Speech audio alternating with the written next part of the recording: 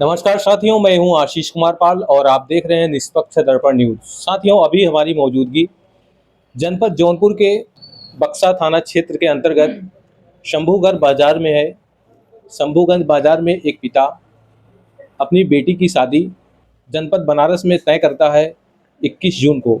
लेकिन 21 जून को ऐसा होता है कि परिवार, पिता, जिस लड़की की शादी थी वो लड़की, पूरा परिवार आज भी दुख के घड़ी में है।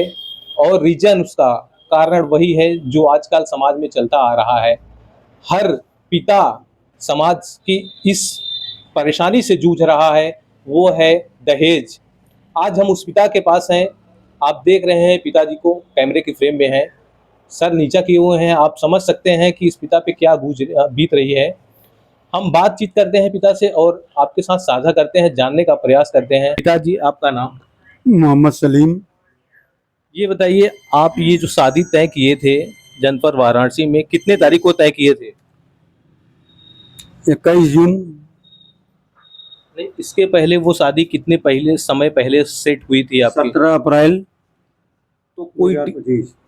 कोई डिमांड थी उस तरफ से? नहीं, उस समय कोई डिमांड नहीं थी।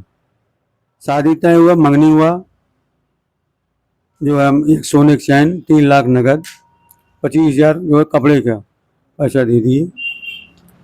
डेट रखा गया 21 जून। हाँ, ये उधर से हुआ कि हम भाई हमारी जो बाराती रहेंगे वो भी वीआईपी रहेंगे और हमको व्यवस्था जो है दूसरे ढंग से चाहिए। हम कहा ठीक है, आपका व्यवस्था जो भी होगा मैं पूरा करूँगा, कहीं से भी। मैं जौनपुर में अकबर पैलेस होटल बुक किया, उनके लिए अलग व्यवस्था भी किया, जबकि हमारे दो दो बेटी की शादी थी, इसके बाद भी पूरी व्यवस्था किया। लेकिन शादी के एक दिन पहले मैं फ़ोन किया कि भाई देखिए, आप लोग थोड़ा जल्दी आइएगा, जिससे आपके बारातियों को, आप लोगों को मतलब इज्जत मैं कर सकूं। टाइम कि 9 बजे तक टाइम दिया कि 9 बजे तक हम लोग आ जाएंगे। शादी वाले दिन जो है 9 बजे, 9:30 बजे तक हम लोग इंतज़ार किए। जब नहीं आया तो फ़ोन किया। ये लोग बनारस से चले नहीं थे। लड़के लड़के की माँ बोली कि जो है हम लोग निकलने वाले हैं, लेकिन वही टाल मटोल करते करते इन्होंने 11, साढ़े 11, 10:30 या 11 में रात में निकली। 12:30 बजे इन्होंने होटल पहुँचे। तो हम लोग को देखे भाई होटल में, इनको पूछे कि भाई और लोग कहाँ हैं? कहीं पीछे आ रहे हैं। हम कहा ठीक है, चलिए आप लोग नाश्ता पानी करिए, टाइम तो ज़्यादा हो गया है, और खाना वाना खाइए। वो लोग आ रहे हैं तो उनकी फिर जो है व्यवस्था होगी। इंतज़ार करते करते काफ़ी टाइम हो गया। तो हमारी बड़ी वाली बेटी को विदाई भी करनी थी, 2:30 बजे उसको विदाई किए। तो भाई पूछे कि भाई आप कहाँ पहुँचे हैं? कहें भाई बाबतपुर डाक रहे हैं। फिर कहा भाई टोल टैक्स डाक चुके हैं। यही जो है टाल मटोल करते करते 3 बज गया। तब थोड़ा हम जो है हम लोगों ने टाइट होके पूछा।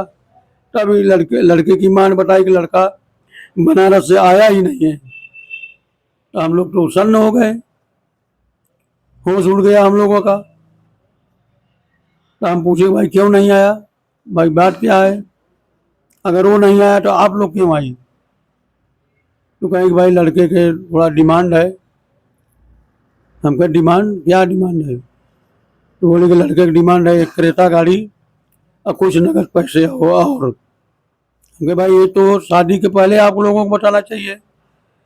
भाई हमारी औकात हिम्मत पलटी, आपके यहाँ रिश्ता करते हैं? नहीं, नहीं करते। हम अपनी बेटी की शादी कहीं और करते हैं।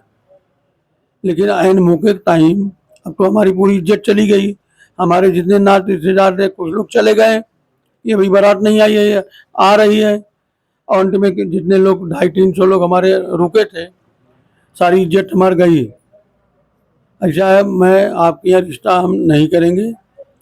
लिहाजा इसी में सहूलियत है कि जितना हमारा लगा है खर्च और जो मैं दिया हूँ, आप हमको वापस कर दीजिए, और न हम केस करेंगे न मुकदमा करेंगे। कि इसके लिए हमसे जो है 15 दिन के मोहलत मांगी। हम कहे भाई इसमें हम मोहलत तो टाइम नहीं देंगे। तो मामला जब नहीं सुलझा, तब हम जो है 112 नंबर पर फ़ोन किया। प्रशासन आई, इन लोगों को उठा कर ले गई सरायपुख्ता चौकी। चौकी इंचार्ज सुनील यादव जी काफ़ी दबाव डाले, समझाए भी, धमकाए चमकाए कि भाई इनका जो खर्च हुआ है आप इनको अदा करिए, क्योंकि आप लोग गलत किए हैं। लेकिन वही बात की जो ना समय हमको दिलवाइए, लेकिन समय नहीं मिला। उसी पे जो है कोतवाली ले गए, FIR हुआ, मुकदमा कायम हुआ। और फिर आज जो है चौकी इंचार्ज साहब बुलवाए, हम लोग गए, हम लोगों को फिर से बयान लिए, लड़की के बयान लिए, लड़की की माँ के बयान लिए, हमारा बयान लिए। जो शादी लगाए थे, रिश्ता जो वहाँ तय कराए थे, उनका भी बयान लिए, उनके सामने जो DA लिए थे उनका भी बयान लिए, उनका आधार कार्ड, सबका आधार कार्ड लेके, वो क्योंकि विवेचना जो है उन्हीं के करनी है, वो आश्वासन दिए कि हम आप लोगों के साथ हैं, जितनी मेरी कलम में ताकत है मैं पूरा लगाऊंगा। बस प्रशासन, आप मीडिया भाइयों से यही रिक्वेस्ट है, यही निवेदन है कि हमारे साथ न्याय किया जाए और हमारा जो खर्च है वो दिलाया जाए। प्रशासन से हमारी बात, हमारे परिवार की बात प्रशासन को पहुंचाया जाए, उच्च अधिकारी तक हमारी बात, हमारे परिवार के बात, हमारी बेटी के पास बात उच्च अधिकारियों तक पहुंचाया जाए। यही मीडिया भाई से निवेदन है और रिक्वेस्ट है कि ऐसी घटना किसी और के साथ न हो। अच्छा बाबा, ये बताइए, उस रात केवल लड़के की माँ आती है, क्या लड़के के परिवार में कोई पुरुष नहीं रहता आने के लिए? नहीं, लड़के का बड़ा भाई भी आया था, लड़के की भाभी आई थी, लड़के की छोटी बहन थी वो भी आई थी, 4 अन्य लोग आए थे। लड़के का पिता? लड़के के पिता वो एक्सपायर कर गए, वो है नहीं। तो उन्होंने आया तो आपसे कुछ बात हुई या फिर घर के महिलाओं या सदस्यों से? मुझसे बात हुई, मुझसे बात हुई। भाई मेन गार्जियन लड़के की माँ है, क्योंकि इनका बड़ा लड़का जो है अलग है। मेन बात इनकी माँ से हुई, इनकी माँ ने कही। तो अगर वो अब चाहें हम फिर से इसी घर में बिना क्रेटा कार के शादी करना चाहे तो आप क्या कहेंगे? नहीं भाई, हम नहीं करेंगे। इसलिए नहीं करेंगे, जब वो गाड़ी के लिए हमारी इज्जत ले लिए और आज के हम उसके घर रिश्ता कर दें, तो हमारी लड़की के साथ अगर कोई घटना हो जाए उसके लिए कौन जिम्मेदार है?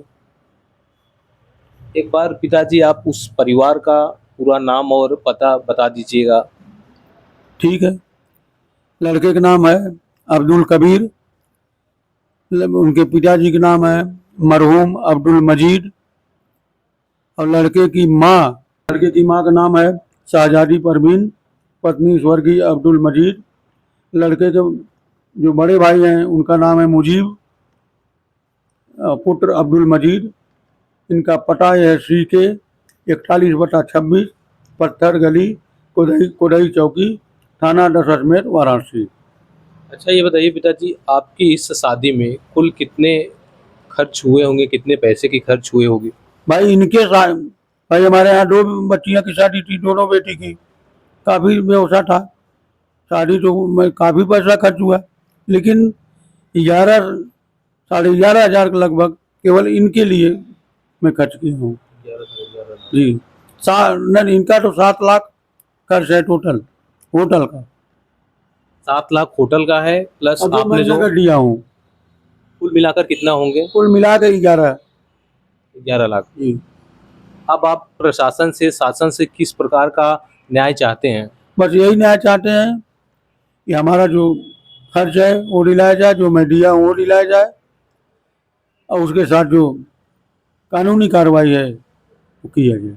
अच्छा ये बताइए पिताजी, जब आपने जो उसको दहेज दिया तो क्या उसने उस दहेज को आपको वापस किया कि नहीं अभी तक? नहीं वो पैसा भी नहीं वापस किया? नहीं नहीं, अभी कहाँ कुछ नहीं वापस किया, 1 रुपया हमको नहीं मिला। उसी लिए जो है 15 दिन के समय मांग रहा है। बताइए, जो मैं दिया हूँ इसके लिए मैं समय कहाँ से दूंगा? हमको भाई, मैं कर्ज लेके पैसा दिया हूँ, आपको क्या लगता है ये शादी ये लोग दहेज के लोभ में नहीं करना चाहते या कि कोई और कारण रहा भाई हो? डिमांड तो यही की है। अब वो तो जब लड़के के मोबाइल ही बंद है, कई बार ट्राई किया तो भाई लड़के से संपर्क नहीं हुआ।